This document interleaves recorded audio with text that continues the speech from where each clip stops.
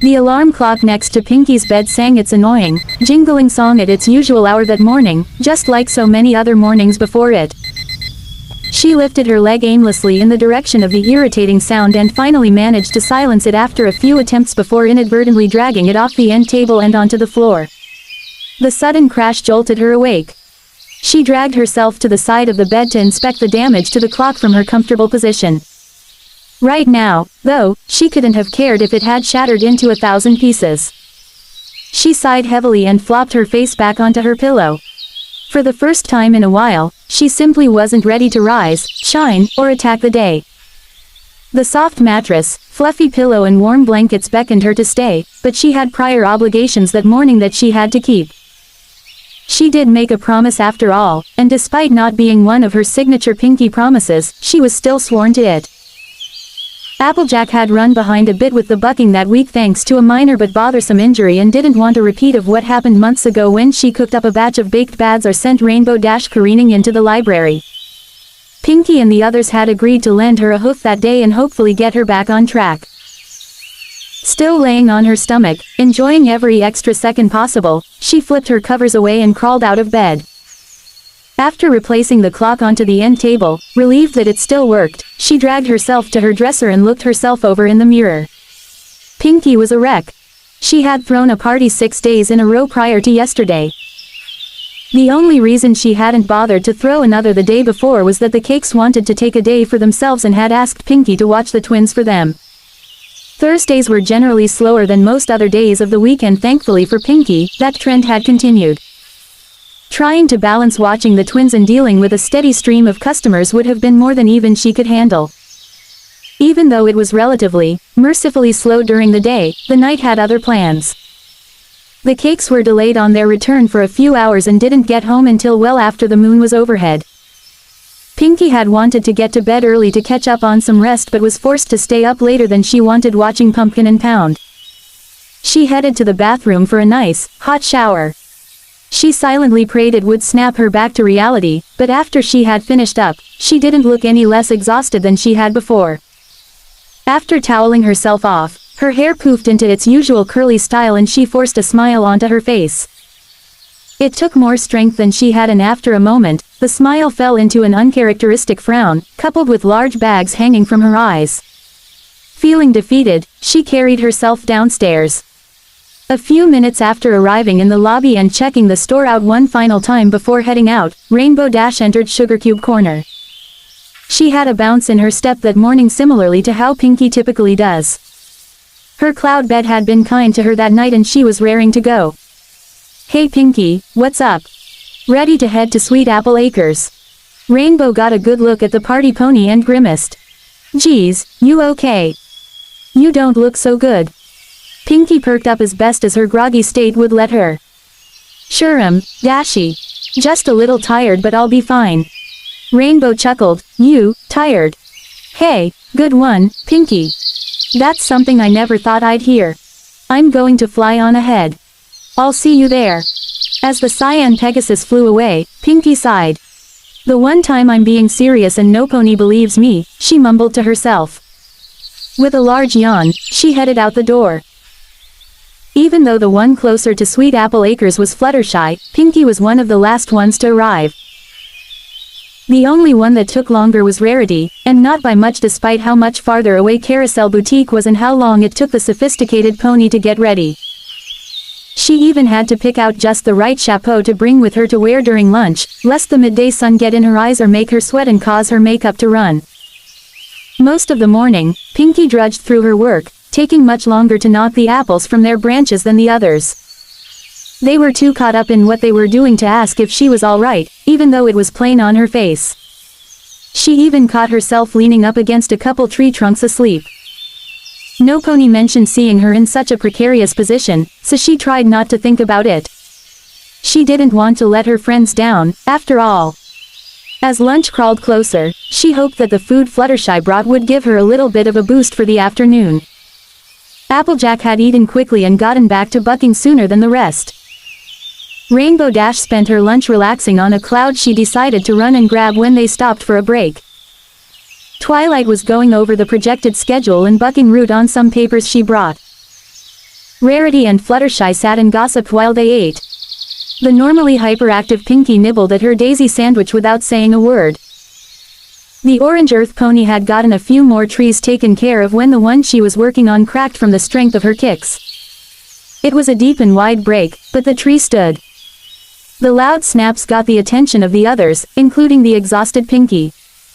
Ah, shoot, Applejack sighed. This was one of the older trees in this orchard. It's so much larger than most of the others, you see. One of our most productive trees too. I've seen plenty o' cracks before, thanks to all the buckin' we do to these things, but not like this one. We'll probably need to take her down. Poor thing. How long does it usually take to get a tree removed? Pinky asked. Depends on how deep the roots go really. Can take anywhere from a couple hours to several. Being an older tree, it's more likely to take a while, Applejack explained, but it should be okay for now. We still got a long way to go before we're done bucking these trees today, otherwise I'd say we take care of it now. But, me and Matt can take care of it tomorrow. Pinky took another look at the jagged crack in the massive trunk. Well, I suppose. It's just that she tried to say before she was cut off by a twitchy tail. She forgot how tired she was upon seeing her tail going crazy. Eep. Girls. My Pinky sense is tingling. She looked skyward trying to spot what could possibly, randomly, fall out of the sky, but it had been a clear day so far. She turned nervously toward the tree and began to sweat. Pinky dear, I trust Applejack's judgment on the matter. If she says the tree will be fine until tomorrow, then it will be fine, Rarity said. She's been doing this sort of thing long enough, so she probably knows what she's talking about. The posh pony looked through the dense orchard and raised a hoof to her chin. Applejack obviously was more familiar with her acres of land, but trying to find the damaged tree the next day could possibly take more time away from actually removing it than she and her brother would like. With this in mind, Rarity had an idea and pulled off the bright purple bow adorning her hat, albeit rather grudgingly, and wrapped it around one of the lower branches. Applejack and Pinky were the only ones who noticed the unicorn's actions and didn't know what to make of it. What's that for? Pinky finally asked. Well, I thought that the purple would stand out well against the sea of greens and browns and make it easier for Applejack to find the tree tomorrow when she and Big Mac come out here to dispose of it, Rarity explained, almost too proud of her idea. I guess that makes some sense, Pinky admitted, rubbing the back of her neck uncertainly. I still think we should at least pull it down. Just in case, you know. Rarity chuckled at Pinky's insistence. Darling, Applejack and Big Mac will handle it. Don't worry so much. Suddenly, there was a soft ruffle from the grass behind the broken tree. Pinky and Fluttershy looked around the trunk and saw a squirrel laying on the ground. It hadn't been there a minute ago. Fluttershy darted over to the critter with a gasp. Oh my goodness. Are you okay? She picked up her furry friend and checked him for any injuries. It pointed up to a small hole overhead in the middle of the trunk where 3 other squirrels were peeking from. 2 appeared to be smaller than the others. Oh, is that your family? The squirrel nodded its head. Did you fall out of your hole checking to see what all the commotion was? It nodded again. Fluttershy giggled, looks like your Pinky sense was right after all. A tired grin found its way to Pinky's face. Hey, I guess so. Fluttershy, will you help me pull this tree down? Please. You've been listening. I'd rather not leave it like this. She was starting to wonder if it was paranoia or fatigue that was making her carry on about a situation that seemed to already have a solution. Well, I'm not as strong as Applejack or Rainbow Dash, but yes, I'll help. Just let me find a new home real quick for my little animal friends and I'll do what I can, Fluttershy said. But, can't they just hang out for a minute somewhere out of the way? Fluttershy laid a hoof on Pinky's shoulder reassuringly. Don't worry, it shouldn't take long to find another tree with some shelter for them. The squirrel family skittered down the tree trunk and met up with the tiny father, ready to follow the yellow Pegasus to wherever she led them. Pinky slouched low, frustrated that her words were falling on deaf ears. Why do they have such a hard time taking what I say seriously sometimes? She thought to herself. I know I can be hyper and random a lot but still. She tried to pay it no mind. Fluttershy did agree to help, which was more than Applejack or Rarity could say right now. Rainbow was still lounging at the time, intent on taking a bit longer of a break than the others. She was the fastest mare in Equestria, so a few extra minutes wouldn't hurt any pony.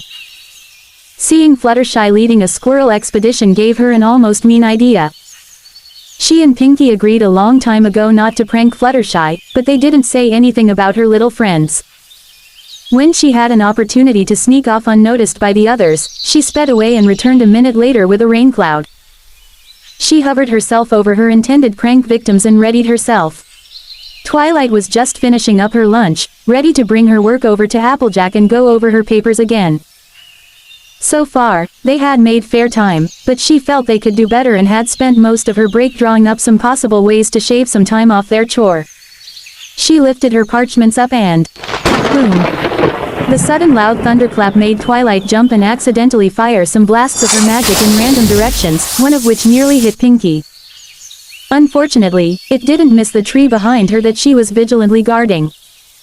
The magic connected right on the crack and splintered some of the exposed heartwood, causing the rift to widen even further. Fluttershy's squirrels had darted away at the noise the second it happened. The two ponies looked up angrily at Rainbow and chastised her as she rolled on her cloud laughing at her own antics. "Guys, come on. That almost hit me," Pinkie yelled fruitlessly. All their bickering and scolding each other drowned out the pink pony's pleas. Her weariness started eating away at her patience. "Will some pony listen to me?" A few quiet crackles coming from behind caused Pinkie to freeze up and hold her breath. Any exhaustion she had completely disappeared in an instant. The breaking of wood under intense weight coupled with a loud, ominous moan spun her around and she screamed as the old tree started to fall toward her. A moment later, she was silenced. A sickening crunch, followed by the snapping of twigs and rustling of leaves on the ground, took every pony's attention away from what they were doing. "Pinkie," Twilight whispered nervously. The five anxiously approached the fallen tree that their friend had asked repeatedly for help with, silently begging that what they were all thinking wasn't true. A few feet from the new stump, beneath the trunk, a single pink leg stuck out motionlessly. They gasped as one. Twilight's horn flared and she grabbed the large tree, trying desperately to pull it off Pinkie. It was still partially stuck on the stump and wouldn't budge. Fluttershy and Rarity were on the verge of hysterics, weeping openly at what they feared. Rainbow and Applejack dashed over and pushed at the connection with all their strength until it finally came apart. Twilight tossed the tree away the second she could, tears matting the fur on her cheeks. They finally saw their friend. "Oh no,"